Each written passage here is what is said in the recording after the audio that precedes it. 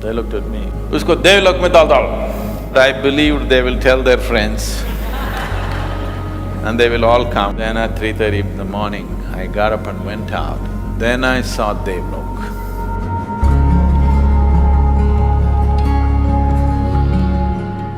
I must tell you my experience of landing in Devalok.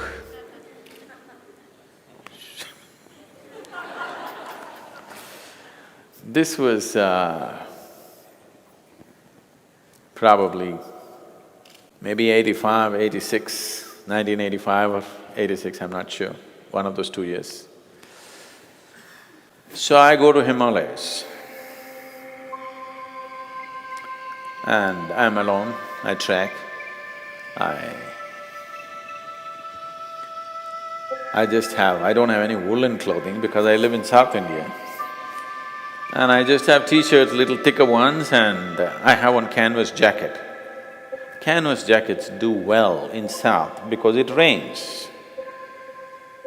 So I'm always in the canvas jacket because I'm riding on my motorcycle. If it rains, I never allowed bad weather to stop me from doing what I'm doing, whatever it may be. Whether I'm playing a game or I'm riding or traveling, I never allowed bad weather to interfere with what I'm doing. So even if it's pouring monsoon rains, I'll be just riding. So always there's a canvas jacket with me. People from Bangalore should know, flying machine jackets.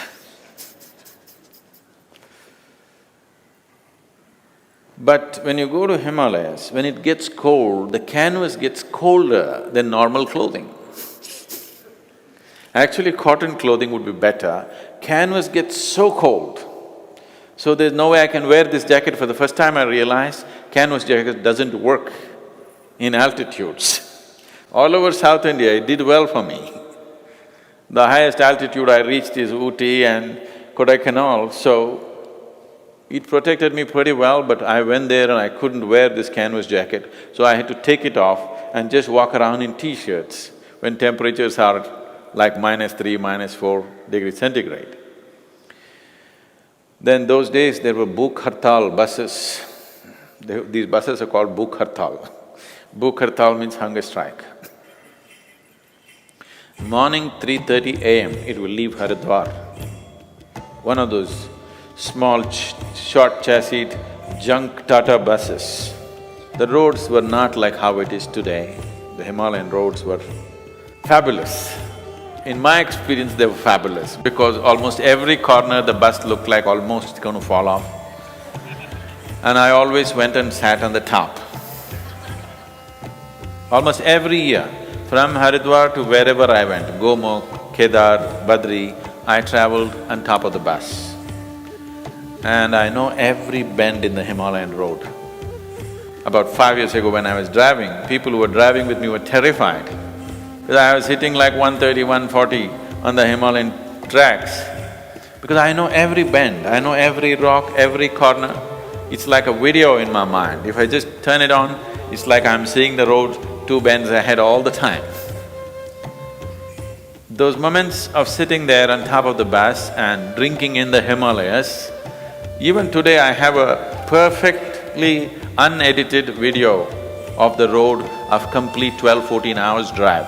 Now the Teri Dam has changed, I'm got a little confused near that place because the dam diverted the route. Otherwise, the video, if I turn it on, it just plays on for me even today. So I sit on the bus and I reach there. That day, the bus broke down halfway and there was some little bit of landslides. We reached late at Badri. We had to cross the gate at 6 o'clock or 6:30, but we didn't make it, and then the driver somehow begged the gate and opened, and we reached there around 8:30 in the evening. It was raining a little bit, cold. I can't wear my canvas jacket, so I'm in my t-shirt, all my muscles stiff, but I'm young. There's no substitute for that. So I went around and I'm trying to find myself an accommodation. I'm a super budget traveler. Normally, Wherever else I went, in New Delhi, I always slept in the bus station. ISBT, I've slept in that station any number of nights. In Haridwar, I slept in the bus station. In Rishikesh, I always slept in the bank of Ganga. It's only further up when it gets cold. In Uttarkashi, I always slept outside. Only when I went further up into the cold, I need a place.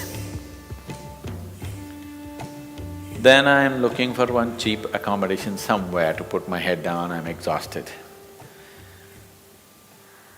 I got some food to eat. That's one thing in North India, you get roti and aloo. Four different varieties.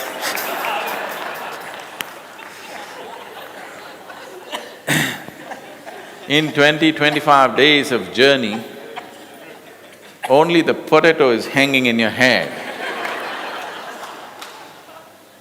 Being from South India, you're desperately hoping somewhere there'll be some little rice and rasam that you can slurp down, which feels like food.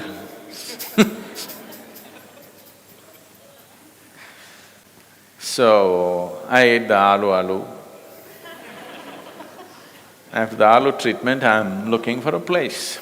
No place. They said every hotel is full. There were not this many, there were just one or two. They were all full. Then I went into an ashram. I forget the name of the ashram anyway. I went in and I said, I want to see Swamiji, whoever is there. After much haggling, they took me inside. I had eyes that they could not ignore.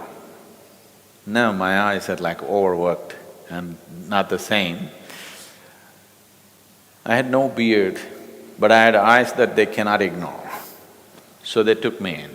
Then I went there, two really nice big swamis, full orange robe, big bearded, they were like, I went and I said, I have come from south and I don't have a place to lie down and I'm all wet. My t-shirt is wet, I don't have a change because all my clothes in my haversack are wet by now. So I need a place to lie down. They looked at me, what do you do, this, that? I said, I'm beginning to teach what I know. Usko Devalok mein dal dal.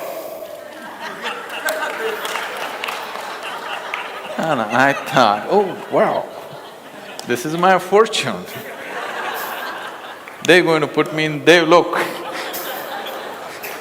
Devalok mein dal dal. All the stories that you've heard about Devalok. I went.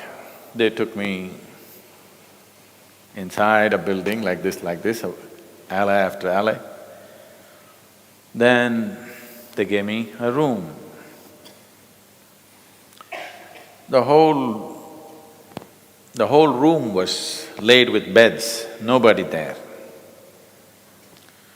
So I went and I said, thank you, and I put my bag down, I just want to hit the sack. I hit the sack, so much water in the beds, just it all came. Oh my God, okay, this bed is wet, I slept on that bed, that is also wet, this bed, this is also wet. But in spite of so much water, it did not drown the bugs. When I lie down, they bite me here, they bite me there. And I rolled and rolled and rolled. There were about 8 beds, I think. I rolled across 8 beds throughout the night just to make sure all the bugs are evenly fed.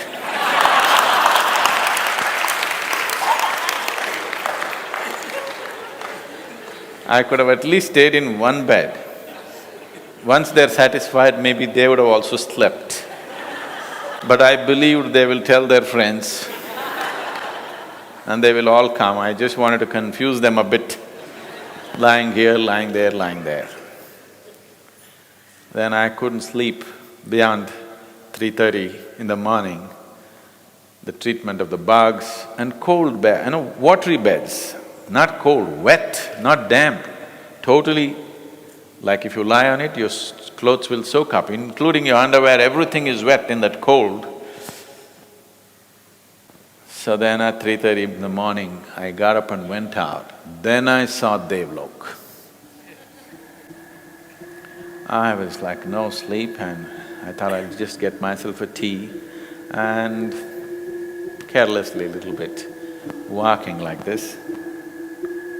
Then I just looked up. The whole valley is pitch dark. Just the mountain peak was white and golden, lit by the sun from elsewhere. I burst into tears. Then I knew I was in Devalok. No, it's our lok which is so beautiful that you don't have to go to Devalok. So that's my experience of Devalok.